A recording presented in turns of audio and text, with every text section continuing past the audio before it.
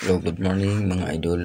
Mayroon na naman tayong konting trabaho dito sa ating kapitbahay lang ito mga idol. Yan, minairingan ko lang ito mga idol. So bago tayo mag-umpisa idol, kung ikaw ay napadaan lamang sa aking channel, paki-subscribe na lang. Okay, i-click mo yung notification bell para updated ka sa aking susunod nga mga videos mga idol. Ito yung mga materialis mga idol.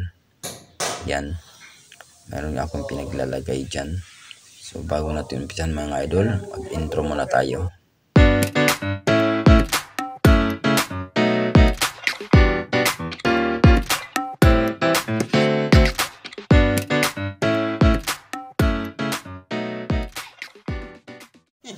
Okay, yan mga idol, yung kung paano maglagay ng utility box.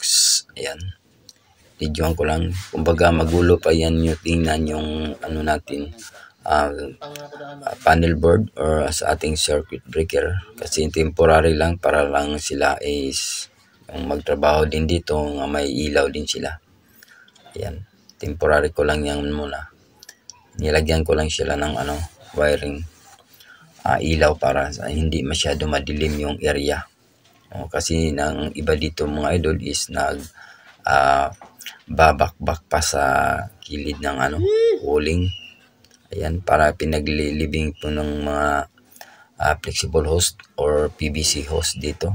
Ating lagyan ng ating utility box. Yan ay daanan ng ating mga wiring mga idol. Ayan. So yun pinagbabaklas ko muna yung mga kasi marupok pa itong mga idol. Ayan. Yan sa may entrance yan. Kumbaga PVC na lang pinalagay nila. So sinunod ko naman yung may-ari. Lagyan ko rin ng mga switch na ng may-idol. Yan. I-direct ko lang to sila mga idol sa pag-video kasi wala akong tagahawak ng camera. Ayan, medyo magulo yan tingnan mga idol kasi temporary ko lang yan. Para lang sila is magkaroon sila ng kuryente. Kung mayroon silang mga mag-welding. Yan ang mga outlet natin. Bali, yung may-ari dito is maglagay ng internetan kaya medyo marami yung outlet yung pinaglalagay dito. Yan.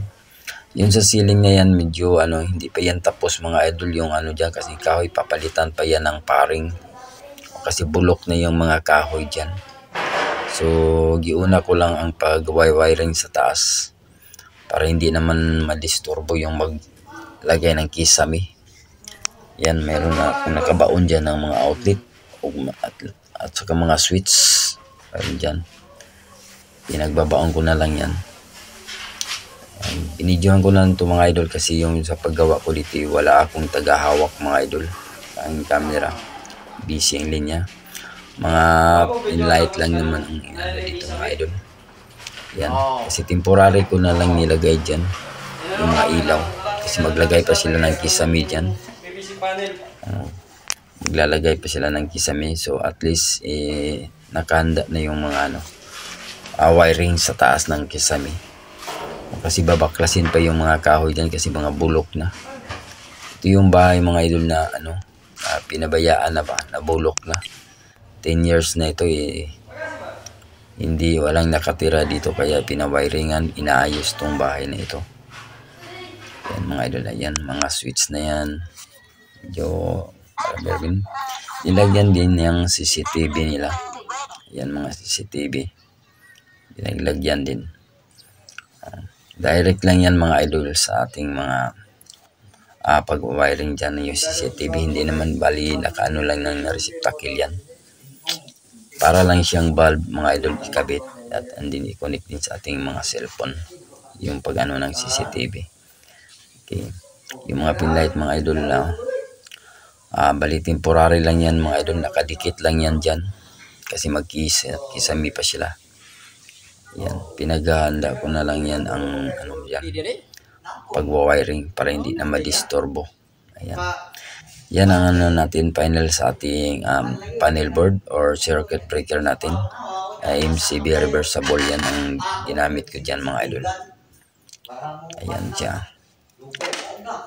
So kanina medyo magulo yun kasi hindi yun tapos mga idol.